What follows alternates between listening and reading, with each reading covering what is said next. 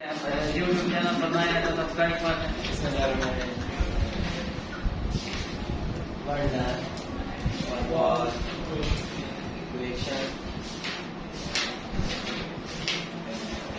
अगर कल का टॉपिक समझ आया था तो आज का टॉपिक समझ आएगा।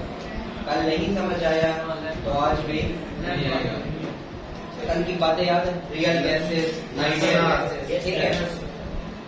आज का जो हमारा टॉपिक है वंडर वाल इक्वेशन। कल हमने पढ़ा कि PV is equal to nRT होता है। किसके लिए होता है? आइडियल गैस के लिए। लेकिन हमने पढ़ा कि KMT के दो पॉइंट्स क्या थे? फॉल्स थे कि there is no force of attraction between the molecules और उनका जो वॉल्यूम है वो नेग्लिजिबल है। यानी कि इसमें वॉल्यूम वाले फैक्टर को चेंज करना है। और फोर्स ऑफ अट्रैक्शन किसकी वजह से आती थी? जब हम प्रेशर को इंक्रीज करते थे। जब प्रेशर इंक्रीज करते थे गैस कंप्रेस, मॉलिक्यूल करीब आते थे। जब करीब आते थे तो फोर्स ऑफ अट्रैक्शन होती थी कि नहीं होती थी? तो फोर्स इसका मतलब है कि प्रेशर और वॉल्यूम वाला फैक्टर आइडियल गैस में हमने करेक्ट करना है। अगर हम इस इक्वेशन को रियल गैस इक्वेशन बनाना चाहते हैं, बात समझ आ रही है? अगर आइडियल गैस इक्वेशन को हम रियल गैस इक्वेशन बनाना चाहते हैं तो हमें इसमें P और V को चेंज करना होगा, क्योंकि ये दो पॉइंट्स KMT वाले गलत थे कि there is no force of attraction और जो वॉल्यूम होगा वो निग्लिजिबल होगा।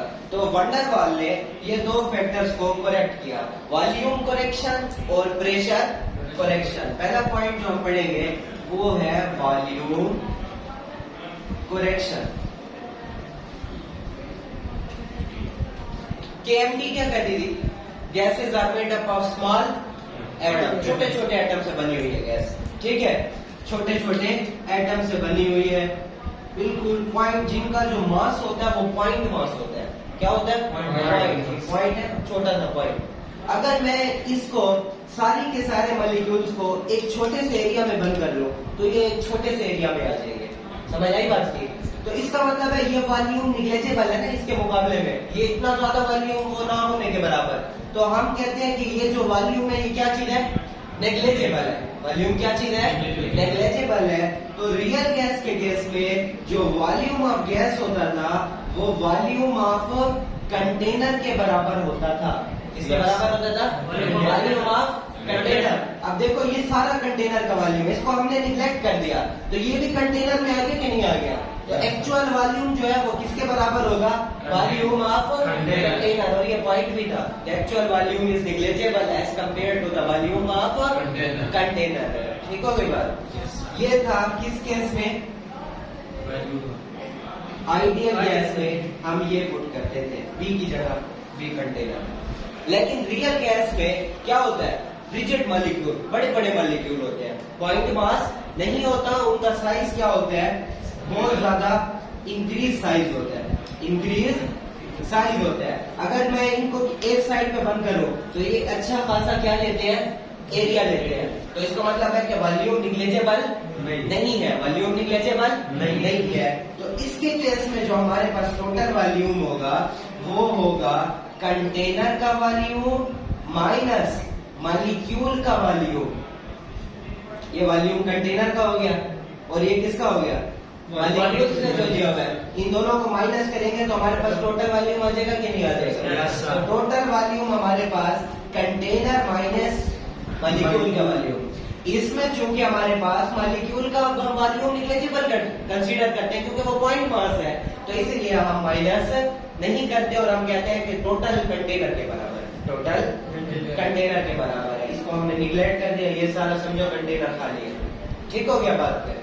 तो इसका मतलब है कि हमने रियल गैस के अंदर, रियल गैस इक्वेशन में इस V की जगह, आइडियल गैस इक्वेशन में इस V की जगह ये पुट करना है। क्या पुट करना है? ये पुट करना है। इसको मैं मजीद सिंप्लीफाई करता हूं। V गैस बराबर है V कंटेनर के माइनस V मॉलिक्यूल B के। क्या चीज? B। इधर मॉलिक्यूल का जो वॉल्यूम है ना उसको मैं B ले रहा हूँ। क्या ले रहा हूँ? B ले रहा हूँ। ठीक हो गया? B क्या चीज है? बी को हम कहते हैं एक्सक्लूडेड वॉल्यूम, एक्सक्लूडेड वॉल्यूम यानी कंटेनर का टोटल वॉल्यूम इतना है, ये टोटल कंटेनर था, इसमें से हम इसको माइनस कर रहे हैं, जो मॉलिक्यूल ने जगह ली हुई है, तो ये जगह हम क्या कर रहे हैं, एक्सक्लूड कर रहे हैं, ये जगह हम एक्सक्लूड, तो इसीलिए बी को कहते हैं एक्सक्लूडेड वॉल्यूम। टोटल कंटेनर के वॉल्यूम में से जो जगह मॉलिक्यूल ने ली थी उसको हम निकाल रहे हैं, तो बी का मतलब है एक्सक्लूडेड मॉलिक्यूल, और बी ही मॉलिक्यूल का वॉल्यूम है। ठीक हो गया? ये जो मैं ले रहा हूँ ये n नंबर ऑफ मोल्स के लिए ले रहा हूँ। एक फॉर एग्जांपल ये जो है ये 1 मोल के लिए, इसके लिए 1 मोल, अगर n नंबर ऑफ मोल्स हो, कितने हमें नहीं पता कि कितने मोल्स हैं, n नंबर, तो हम b के साथ लगाएंगे v gas is equal to v container minus n b, यानी कि नंबर ऑफ मोल हमें नहीं पता, और इधर कितने थे 1 मोल। समझ आ रही है बात की? तो अब ये हमारे पास करेक्शन हो गई वॉल्यूम में कि हमारे पास जो गैस का वॉल्यूम होता है वो container minus N B, N number of moles और बी आपका एक्सक्लूडेड वॉल्यूम या वो वॉल्यूम जो मॉलिक्यूल्स ने लिया हुआ है कंटेनर के अंदर। ठीक हो गया? तो अब हम इसको पुट कर देंगे किसकी जगह पर, इसकी जगह पर। इसको याद रखो, आप इसको याद रखना है, ये रेस कर दूं, ये हमारा वॉल्यूम करेक्शन हो गया, आसान सा था वॉल्यूम करेक्शन। अब हमारे पास है दूसरा प्रेशर करेक्शन। केएमटी क्या कहती थी? There is no force of attraction between the gas molecule, लेकिन एक्चुअल में फोर्स ऑफ अट्रैक्शन होती है। जब हमने देखा था कि हमने टेम्परेचर को ज्यादा किया था तो आइडियलिटी की तरफ, और जब टेम्परेचर को लो करते थे तो रियल की तरफ। इसी तरह जब प्रेशर बढ़ाते थे तो वॉल्यूम कम होता था, मॉलिक्यूल करीब आते थे, मॉलिक्यूल करीब आते थे तो फोर्स ऑफ अट्रैक्शन होगी कि नहीं होगी? तो इसका मतलब फोर्स ऑफ अट्रैक्शन एग्जिस्ट करती है। तो दोबारा से देखते हैं, कंसीडर करो कि ये मैंने एक कंटेनर के अंदर गैस डाली हुई है। क्या डाली हुई है? गैस। केएमटी क्या कहती थी? पॉइंट मास है। क्या चीज है? पॉइंट मास है। ये बहुत सारे मॉलिक्यूल्स हैं। ठीक हो गया? अब किसी चीज का प्रेशर, गैस का प्रेशर किस वजह से होता है? मैंने उसे भी बताया था, pressure is due to the collision with each other and with the wall of container, with the wall of container. mv की स्पीड से जाएंगे और माइनस mv की स्पीड से आएंगे, पॉजिटिव से गए और नेगेटिव से आए, just like Newton law, action और रिएक्शन माइनस। तो ये भी वैसे है ना, जैसे जाएगा वैसे ही आएगा, लेकिन गया पॉजिटिव वाली डायरेक्शन चेंज हुई तो माइनस ले लिया। ठीक हो गया? तो अब ये जो प्रेशर है ये इसका आपस इस मॉलिक्यूल का कंटेनर की वॉल्स के ऊपर टकराने की वजह से है। समझ आई बात की? लेकिन क्या इनके दरमियान फोर्स ऑफ अट्रैक्शन है? केएमटी के मुताबिक there is no force of attraction, there is no force of attraction। अगर अब हम इसमें चेंज करेंगे, हम इसमें रियल या आइडियल के लिए था, अब रियल की बातें करते हैं, तो रियल गैस में आपको पता है कि मॉलिक्यूल का साइज क्या होता है? बड़ा हो जाता है। मॉलिक्यूल का साइज बड़ा हो गया, कंसीडर किया, इसको आप A कह दो और इन सबको आप क्या कह दो? B कह दो। अब इसमें 2 प्रेशर होंगे, इसमें दो कौन सा प्रेशर? एक तो ये इससे टकराएगा, और रियल गैस में there is force of attraction, तो ये वाले मॉलिक्यूल इसको भी तो अट्रैक्ट करेंगे कि नहीं करेंगे? ये सारे एक दूसरे को अट्रैक्ट करें कि नहीं करें? तो एक प्रेशर इनके दरमियान होगा और एक इसका वॉल के साथ होगा, एक आपस में और एक वॉल के साथ। समझ आई बात की करेंगे? इसको हम क्या देते हैं, लेट्स सपोज कि ये जो आपस में है ये इंटरनल प्रेशर है, और ये जो इसके साथ टकराता है ये क्या चीज है? एक्सटर्नल है। आइडियल गैस में टोटल प्रेशर किसके बराबर था? P एक्सटर्नल के, क्योंकि उसमें no force of attraction between the molecule. जब फोर्स ऑफ अट्रैक्शन नहीं है तो फिर क्या वो एक दूसरे पर प्रेशर लगाएंगे? नहीं लगाएंगे, तो इसीलिए इंटरनल प्रेशर नहीं होता। तो रियल गैसेस में जो प्रेशर होता है वो P external plus P internal की वजह से होता है। बात समझ आ रही है? दो किस्म के प्रेशर है। एक प्रेशर वो जो ये मॉलिक्यूल इस वॉल पे टकराने से आएगा, और ये मॉलिक्यूल इस मॉलिक्यूल से भी तो टकराएंगे ना, तो ये भी तो प्रेशर होगा कि नहीं होगा। तो इसको हम मॉलिक्यूल के आपस में टकराने के प्रेशर को इंटरनल कह देते हैं, और जो वॉल ऑफ कंटेनर से टकरा रहा है उसको हम क्या कहते हैं, एक्सटर्नल। और जब मैं आइडियल गैस को रिकॉल करता हूँ, तो आइडियल गैस में इनके दरमियान फोर्स ऑफ अट्रैक्शन ही नहीं है, बिल्कुल पॉइंट मास है, तो इनके इंटरनल प्रेशर होगा क्या होगा, तो उसमें खाली एक्सटर्नल था, इधर एक्सटर्नल प्लस इंटरनल प्रेशर होगा। बात समझ आ गई। अब P इंटरनल को थोड़ा देखते हैं। इंटरनल प्रेशर किसकी वजह से है, इंटरनल प्रेशर किसकी वजह से है, A और B की वजह से है।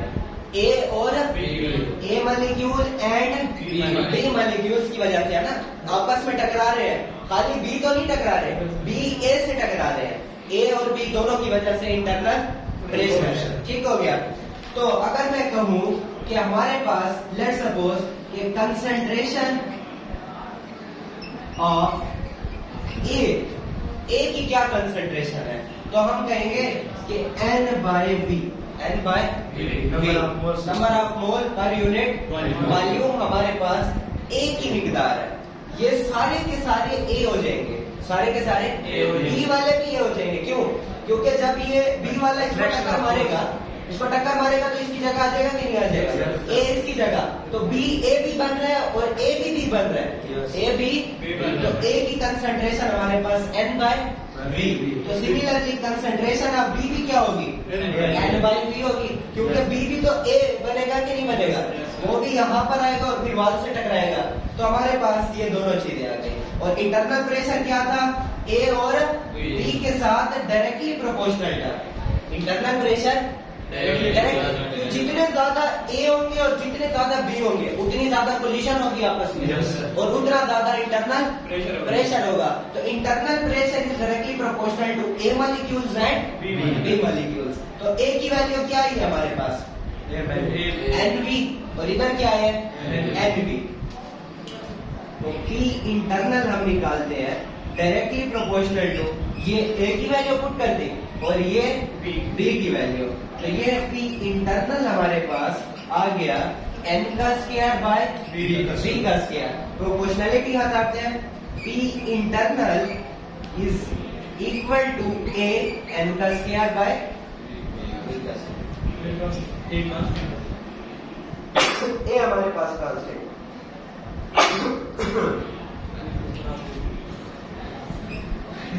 तो ये हमारे पास प्रेशर की करेक्शन हो गई, और ये हमारे पास वॉल्यूम की करेक्शन हो गई। Putting V and P in equation number 1, तो पुट करते हैं। हमारे पास P क्या था, A, ये तो इंटरनल प्रेशर है, क्या चीज है, इंटरनल प्रेशर।